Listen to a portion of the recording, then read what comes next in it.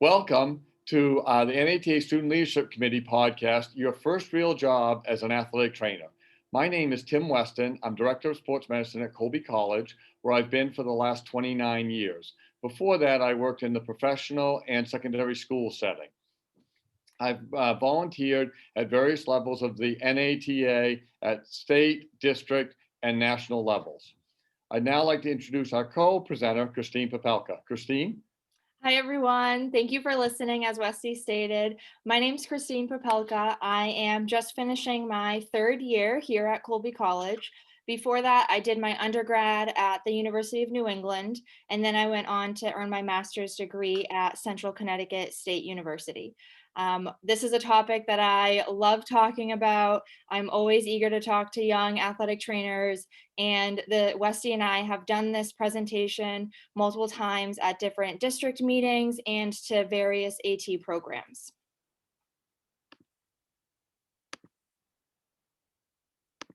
All right, so a few things that Westy and I think are very key to transition to practice and things that we're going to really dive into during this presentation are human resources, orientation, day-to-day responsibilities, and then at the very end, we'll talk about different types of mentorships that everyone should have.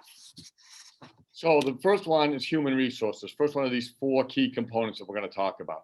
So from a human resources perspective, okay, obviously you've been hired, you're coming on board, you're going to meet with those human resources people. There might be one person in human resources, there might be multiple. Here at our institution at Colby College, we have a person in human resources specifically assigned to sports medicine. So we work directly with that person, and that's who our new staff members meet with, and I meet with as well. You want to go over the reporting structure. Who are you going to report to as an athletic trainer? Do you report directly to the head AT? Do you report to another director? Do you report to the team physician? What does that look like? Or is it a dual reporting structure? Is there a probationary period? Here we have a 6-month probationary period that after you're hired is a 6-month term. And then I assess the athletic trainer, and then we go on from there. And then we do yearly assessments as well. You want to look at your performance appraisal form. Most institutions have an appraisal form. The department may have one, and then there may be one separate for your entire institution. You want to look at that because that's going to tell you what the expectations are with your job and what that looks like. Kristine, talk a little bit about that performance evaluation form, when you first saw that and what you thought about that. Yeah, I mean, I guess I wasn't really expecting to see it. So then you kind of emailed it out to us, and I was like, oh, okay, like, let me see what I'm getting, like, necessarily graded on here, right, as my first job. So it's really good to just, like, once I saw it, and I was like, okay, this is what Westy is going to want out of me, and this is what he's looking at, and how he's going to grade me. So it was really good to see. And there might be some things in there, questions you have that arise. I know some staff members are saying, well, what am I going to be graded on this? Am I going to be expected to know this right away in my first year? And I might be like, no, that's fine. Like resources available. You might not know that, all of our budget and all of those items. So those sort of things. So you just want to take a look at that form. There may be separate forms for the probationary period and your year-end appraisal. So be aware of that as well. You want to make sure you get a tour of the facilities, not just the facility you're going to work in, but the facilities around you. Know where other places, human resources, maybe the COVID testing site, those sort of things around your institution, where those are located and how you get to those. Talk to key personnel on site. Might be custodial staff, might be administrators, might be the budgetary person. You want to get to know those people that have been there a long time, not just your colleagues, not just your supervisor. That might be that. No, I just remember, like, when I had my tour of facilities, and like when you were taking me around my first day, you introduced me to so many people, which is great, right? Like, people start to get to know you and you're like, oh, this is our new hire, Kristine.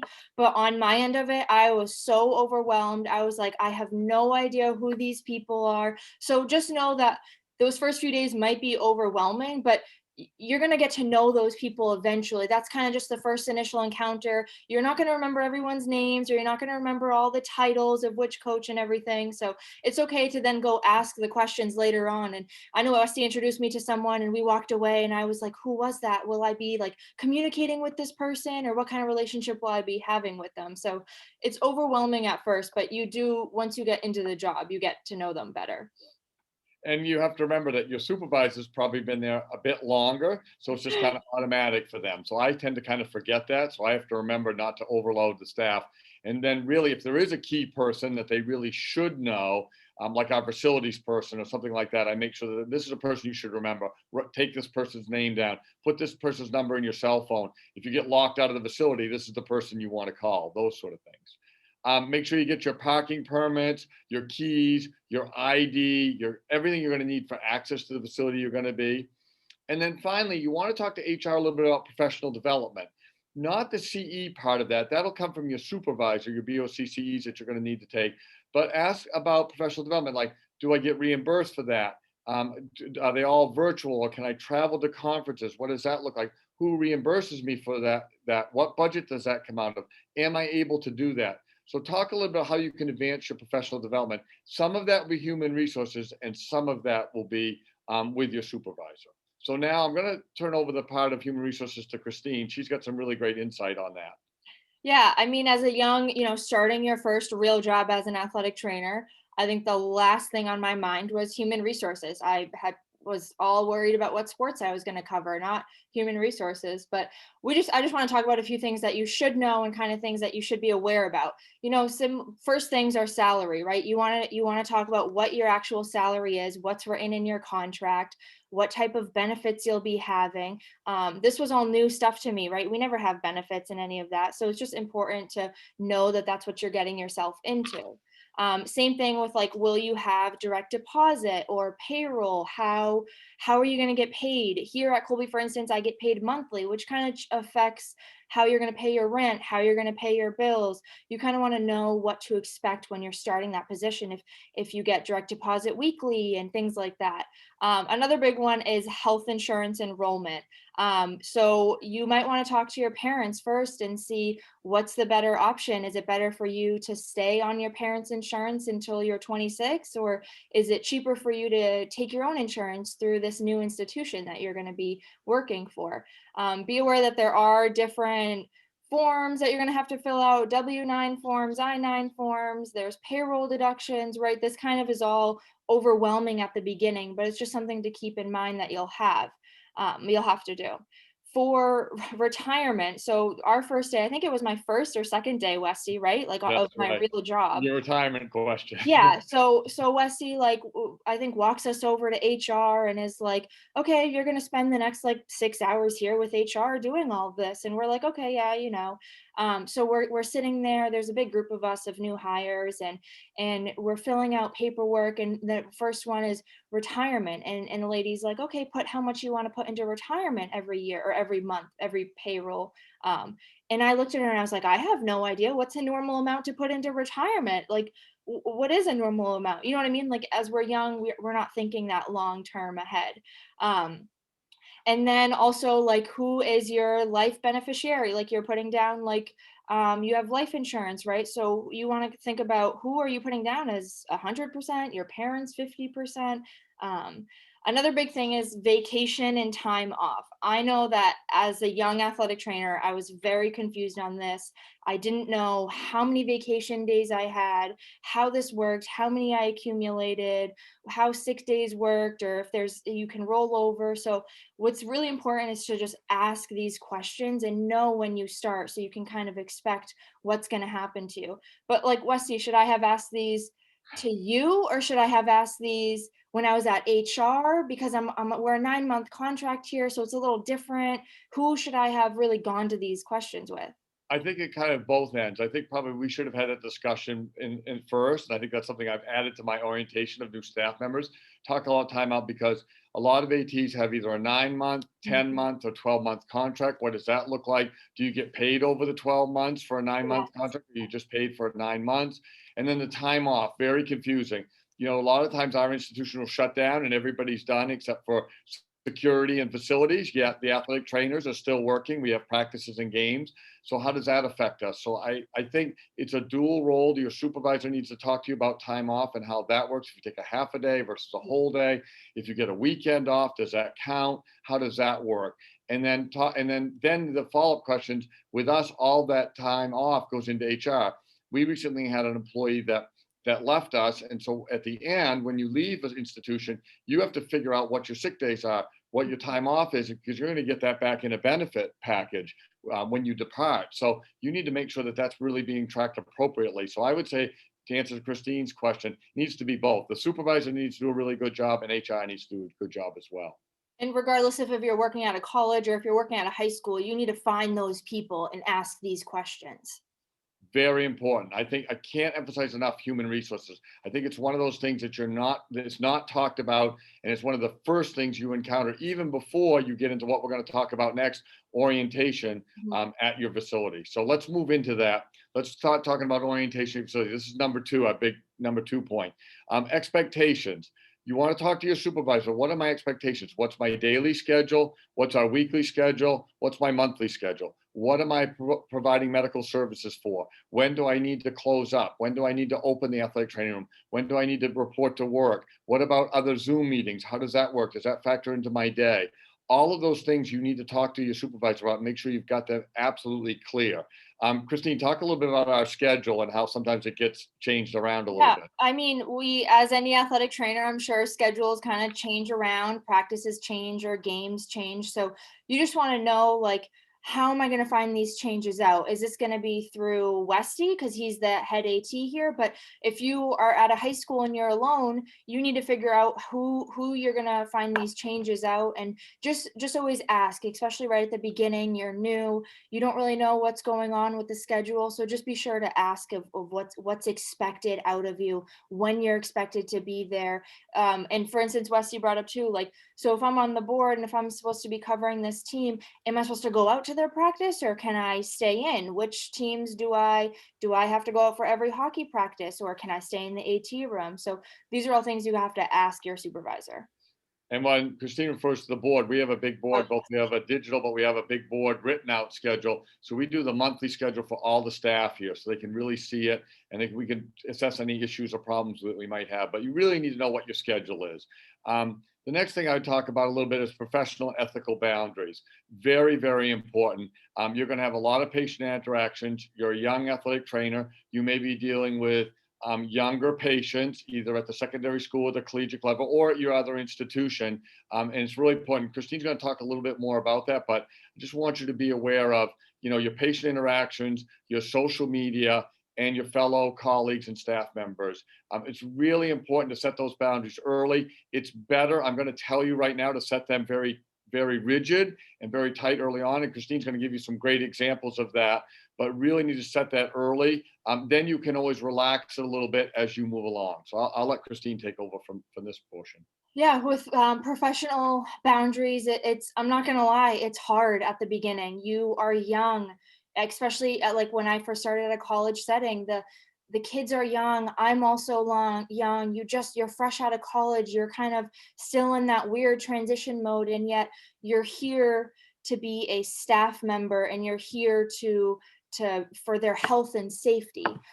So it's like Westy said, it's really, really important to set boundaries. You have to make boundaries as a young athletic trainer. When I first started, I worked men's ice hockey here, and some of the hockey guys go to juniors first and then they come here. And my first year, there were a few guys that on the team that were the same age as me. Or older than you. Or older, exactly, by a few months. We kind of laugh because they were older than me, and here I am, and I fall in with, they respect their coach and their assistant coach and the equipment staff, and like I fall into that category. I'm not here to be their friend. I'm here for their health and safety, to take care of them. So the guys, laugh because they see a young AT, and that's where it's really on you to keep that professional, keep those boundaries. Like Westy said, set it straight, like from the start. If they say something, if something happens, if you see them outside of work, just make sure that you're always professional with them. Social media is a big one. Everyone now has social media, Instagram, Twitter, whatever it may be. Everyone is on social media. Your teams may have social media. Your athletic training staff or like facility might have their own social media where they're posting things. But just know that you have to keep that separated of what you're doing at work and what you're doing in your personal life. So my funny story for social media, my first year, we were on I was on maybe the first or second road trip with the men's soccer team. And it's a long, long bus trip. I think we were going 8 or 9 hours. So obviously I'm in the front just doing my own thing. And at one point I'm on my phone and I'm scrolling through my Instagram, and I have these two freshmen that are sitting directly behind me. And through the little crack of the bus seat, they're like, "Oh my God, Kristine, you have an Instagram?"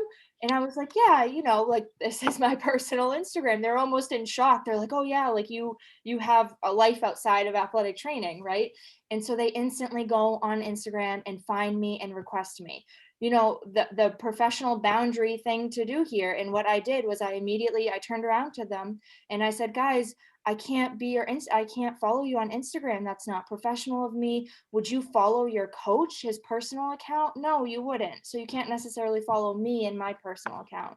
So it's important to set those boundaries straight on with social media. It's a big one. And just be aware too, your workplace setting, this will get into another boundary setting. You may have your computer, your cell phone may be issued. So those are work items. Here we have a cell phone that's our work cell phone. We have our computer. Just be aware of that as well. That's a work item, and you want to make sure you keep that clean of any personal things. Kristine, you can talk this is really a trend that we're seeing across the board regarding the cell phones. Yeah, so when I first started, I think right after our HR day, we went over, Westy drove us to IT, and they said, "Here is your laptop and here is a cell phone." And I was with also a new staff member at the same time, and she asked if she had her personal phone, and she said, "Well, can I combine this?" And the IT lady said, "Yes, of course, you can combine that. We'll take over that plan." And I sat there for a split second and I was like, "Actually, I'll take a new phone." So I have my personal phone, and then I received a work number, a work cell phone number, a main 207 number, and that's the number that all the athletes have, all the coaches have, the staff have, and it has helped. That's kind of in the next part of our presentation here is work-life balance. It's really, really helped with my work-life balance. When I am off or if I come home at night and I'm making dinner or anything, I put that work phone away. I put it into my other room. I put it down. And it's nice because if I'm then on my personal phone, I'm texting my friends back or on the phone with my parents, you don't have that urgency to also see an email that someone sent or also see a text message that an athlete sent and you feel like you have to respond to. So personally for me, the two phones have very much so improved my work-life balance. And with that said, you may not have that opportunity to have that, right? So it's just important for you to know that you may be on your phone doing things and you're off of work and it's your one day off, and just don't feel that you have to respond to that text message right away just because you see it. It's okay to take some time and take that personal time for yourself. And work-life balance is extremely important.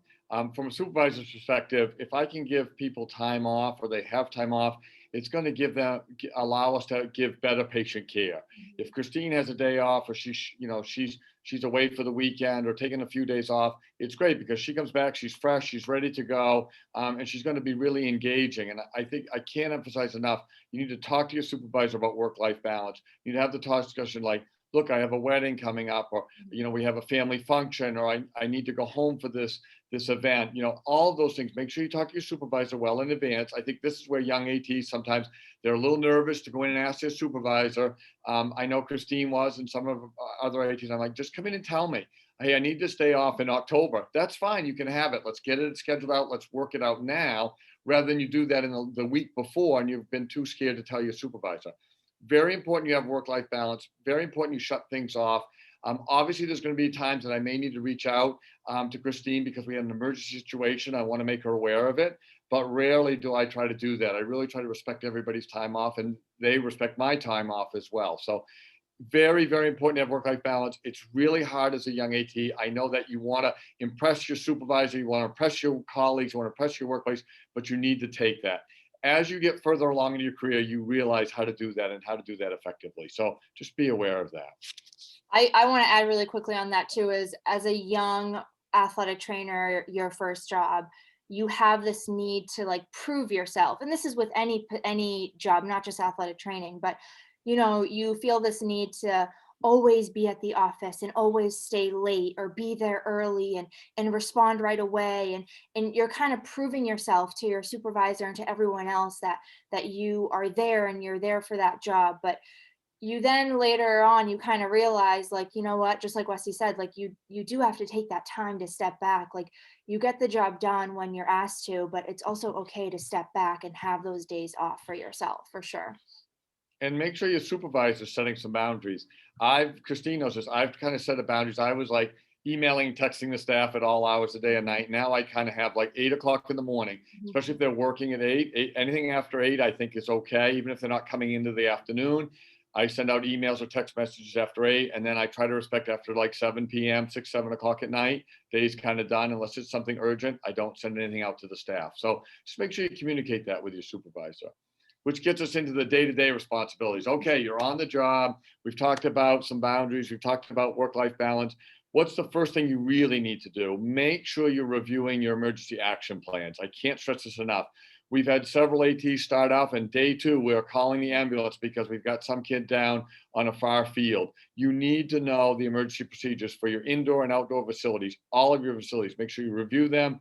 Make sure you get the numbers in your cell phone, who to call, who's going to respond, who's that going to bring on site. Let's say you have a mental health crisis with a patient. What does that look like? Who do you call? Who do you respond?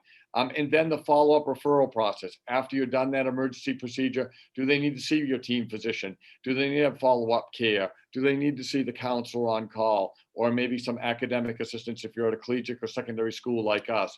So just know those from day one. I can't stress that enough. You really need to make sure you have those down cold. If you don't know anything the first few days, because that's what's going to happen. And I'll let Christine go in a little bit about that. She's got some good examples regarding that.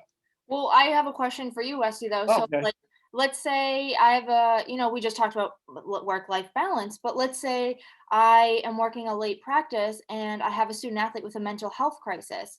Do you still want me contacting you about that? We did just talk about work-life balance, but what's kind of the protocol for a mental health crisis? Yes, I think you need to review that with your supervisor beforehand, but yes. So any kind of mental health crisis or an emergency situation, you should let your supervisor know. If you're having a student or a patient transported to the emergency room, that's very, very important, and that needs to know, because what happens a lot in our institution is the parents may end up calling the president's office, the dean of students office, the health center, our athletic director, and I need to make sure that I have, because they're going to contact me, and I need to make sure I have that information. So absolutely, any kind of emergency or crisis, you need to let your supervisor know immediately after that situation's been handled.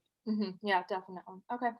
So then for day-to-day responsibilities from the employee perspective, just be aware, what your office setting is. I, for instance, am in an office with 5 other staff members. We all have different backgrounds. We like things differently. Some people like to do their notes with music on or the lights off. The lights seems to be a big issue in this office of if we want lights on or lights off. So just know and be aware and be respectful. I think that's the biggest thing, is just be respectful of your staff members. Talk it out. Be aware of the different backgrounds that everyone is coming from and how they like things done. Just be respectful of your staff members. That's the biggest thing that I can say about that.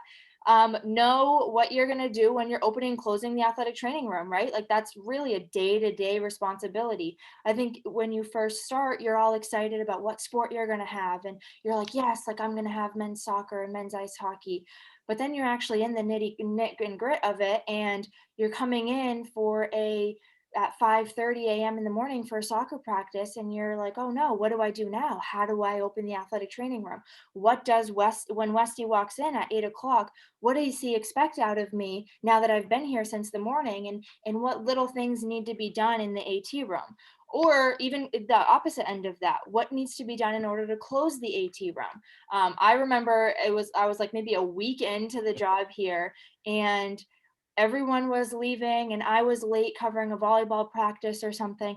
And to be honest, I was nervous. I was like, oh, well, I'm going to be the only one here. Like, this is my first time. I'm going to be the only one here. What do I do? How do I close the AT room? Westy had his backpack on. He was walking out. And I said, what do I do? What do you want me to do? How do you expect this to be closed? So for that, as we keep saying throughout this whole entire presentation, it's so important to ask these questions to your supervisor. I bombard Westy with questions even to this day of how he wants, what does he expect out of me? How does he expect me to handle different types of situations? So just ask away.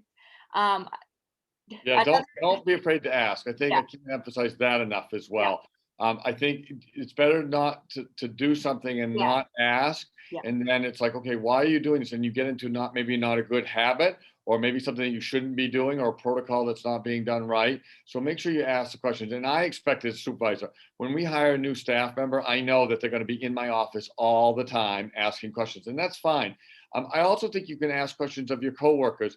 Kristine talked about being in her coworkers. There might be something just small, minor, like doing like your patient notes or documentation or something like this. You can ask your coworkers or your colleagues, hey, how is this done? Or how does our supervisor like this to be done? Or tell me a little bit about that. So I also think that just to talk a little bit about the office space, you have to be respectful of everyone's office space. I was there too, worked with many other colleagues. Just be respectful. If you try to resolve any conflicts or issues that you might have on your own, if you can't, then make sure you take it to the supervisor. But I think there's always options too. We talk a lot about if you need some private time to do records or something, let's get you into another office. Let's get you another space in the building that you can go to spend a half an hour that you're not in your office with other staff members distracting you, and you can get that done. So that's another area you can talk to your supervisor about some options that might be available to you. yeah, definitely. And same thing as Westy said with like patient notes. Like I know that I was lucky enough when I first started, I didn't have to ask Westy these questions. I asked my staff member that's been here for 10 years. And I struggled a lot with our system of note taking. It was brand new to me. There's so many different types of codes and things like that. So whenever I was writing a soap note, I would always be like, hey, how do I do this again, to someone that's sitting right next to me? So just know how to document and what your institution will use for documentation. Another very big one is insurance. This is something I feel. How do you feel about insurance, You Wes? mean we're talking about now we're talking about patient's Yes, insurance, correct. not your own insurance. We talked about that earlier. You've got Yes, to tackle that. yes, Now we're getting into your patient's insurance. yes. It can be a nightmare, and it can take a lot of my time as a supervisor and Kristine's time as a staff member. Yeah, So yeah. yeah. It's important to know if you are at a high school, how does that work? Will you be filling out claim forms? Do you have the athlete's insurance card on file? Will you be traveling with their insurance cards? Just there's so many things about insurance, and I was confused because at my old institution the setup was very different. So then when I came here, I found myself the first day or two saying my normal spiel about insurance that I used to say at my old institution. And then I was like, whoa, whoa, whoa, that is not the case here at Colby College. I need to ask Westy of how am I going to explain insurance to the student? And we need to explain it well because that student is going to go back to their parents and explain it to their parents. And I've had parents emailing me about insurance, and there's different types of forms that need to be filled out. So just be aware of, it's not all about, being out at practice and dealing with that injury. There's a lot more behind the scenes that you need to learn within your first few weeks of being at whichever institution you are, in order to be getting that job done the right way. Yeah, and be aware your patient is more worried about their injury than their insurance. Hmm. They're going to ask Kristine, like, am I getting an MRI? Am I getting an x-ray? Am I seeing the team physician? And Kristine might be like, okay, you need to get this insurance card and this information to your parent. They're going to forget that. They're not going to remember. A lot of your patients have never really even dealt with insurance. Mom and dad or their guardian or parent have always taken care of that. So just be aware of that. You're going to have to really talk them through that, and you're going to get questions. Also remember, somebody that's over 18, you need Mm. to get a consent to talk to the parent or guardian about their medical information. So just be aware of that as well as you start to get out there. You can give them general information, but you can't give them specific medical information. They have to sign a consent. Insurance companies want all kinds of information. You have to make sure that that's able to release. We have a release with our insurance company. We're able to do that, but you got to make sure that's all set up as well. So just be aware of those things. It's a lot of things. I feel like we're throwing a Yeah. lot out Yeah. there to be aware of and think about this, but I wish I would have heard this stuff before when I graduated. I really wish I would have, because it would have got me thinking. Like I feel like we're sitting here and throwing all this stuff out, Westy, Yeah. and I can imagine for the other end of it, it's a lot of stuff. But I do really wish that I heard some of this, and it really got me thinking of what do I need to ask going into that first job. Yeah, I think it's really important. And we've tried to, there's so much, we can't fit it in a 30 to 40-minute podcast. There's so much you need to do, but these are just some really great key points. And I agree with Kristine. You really need to think about these things. They might not all happen at once, but you need to think about it. They're definitely going to happen in your first month or so. I'll guarantee you that. Yeah, that's for sure. The Um, last thing that we but want to briefly touch upon is mentorship. You know, you don't really think about this going into your job. Like I keep saying, you always think about what sports you're going to cover, right? I feel like that's the biggest thing with you and all your friends. You're like, oh, you got a job there. What sports are you going to work and stuff like that. But, you know, if you're looking at the big picture things of athletic training, mentorship is a big one here. There's different types of mentorship, right? When you're an undergrad, your professors are your mentors. They're the ones that are there for you. You have your preceptors. I was out at a clinical site for a year-long rotation, and that preceptor really helped me figure out what I want to do. He was there for me. He asked me those hard questions that someone needed to ask me, and I really needed to think that through. Then so when you first, so that's kind of your undergrad precept, your mentorship, right? Then you kind of start this job and you need to identify a professional preceptor that is there at the workplace. So someone that knows the institution very well, that knows its core values, knows the mission statement, things like that. Someone that it may not be, it may be a nurse, right? You may be working at a high school and you're kind of sitting there thinking, oh no, like I don't really have a Westy figure like I do to be that professional preceptor at a workplace, but you find someone else, maybe a teacher that's been there a very long time that knows what's gonna happen. And when you first start, you really want to make sure that you have that professional mentor or preceptor at that workplace. Then you kind of down the line, you kind of find that professional mentor just in general. That might be someone that you have known a very, very long time. It's someone that you trust. So my first year, it wasn't necessarily Westy, right? Because I didn't really know Westy that well yet. He didn't really know me. We were still learning to get to know each other. So I always went to my old supervisor because I trusted her. I knew her answers were very good. I knew that she would give me the honest opinion. But as you grow, just know that those mentors may change over time. Now, my mentor at my workplace and out of my workplace is 100% Westy. He knows me. He understands how I work. I trust him with my opinion. When I have a difficult situation or a challenge, I know that I can go to him and he will tell me what I need to hear in the honest truth. Yeah, and I think that's really important as a mentor. You want to make sure you give your mentee the honest opinion.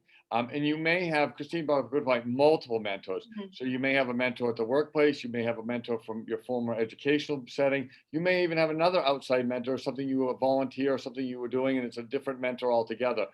And make sure those mentors, they maybe each have a specific role in your progression and in your professional career. So it's okay to have multiple mentors. I think that, but you do need that really one person at your workplace. I think Kristine hit upon it. You need that somebody that knows the institution, that knows how things have operated, can give you that guidance. And it may or may not be your supervisor, and that's perfectly fine. It may be your supervisor and somebody else at that institution, and that's perfectly fine as well. As a mentor, you need to make sure that I have to adjust my style. Mentoring Kristine might be different than me mentoring someone else. She's at a different point in her career than someone else is. It might be different mentor somebody outside of Colby than inside of Colby. So all of those things, you want to really, your mentor should also challenge you and motivate you. They should really help you, assist you in your career goals and in your professional goals as well. But really, I can't emphasize here again enough, make sure you rely on your mentors. They're really good people to reach out to and talk to, especially if you're going through a difficult situation at your workplace. They may give you some outside perspective that will really assist you as you move forward. So just make sure you identify those, and they're going to change. My mentors have certainly changed as well. I have some mentors I've had for a long time, and I've got some new mentors as well. So just be aware as your career evolves, those people will change in your life as well. Well, Westy, you have a lot of mentees, right? So how do you feel when a mentee out of Colby and someone long term like reaches out to you with a problem? How do you feel about that? I personally want to assist them in any way possible. I have a lot of mentees out there, and you want to. It's important that you keep that connection, though. I will tell you, my mentees that reach out, maybe we touch base every month or so. I just got an email today from a student that's graduating from the University of Pittsburgh, and now she's going on to Virginia and what she's going to be doing and her new workplace setting. She's very excited about that. So, you want to keep in touch with your mentors. Don't, make sure you reach out to them, build that relationship. But yeah, I think it's important when I hear from them, I respond back and try to assist them in any way possible. Yeah, yeah, definitely. Mentorship is huge. Just making those connections in athletic training, the whole athletic training world, and understanding that everyone is here to help you. I think the one thing I would say, and I say this to Kristine, you can be a mentor too. Yeah.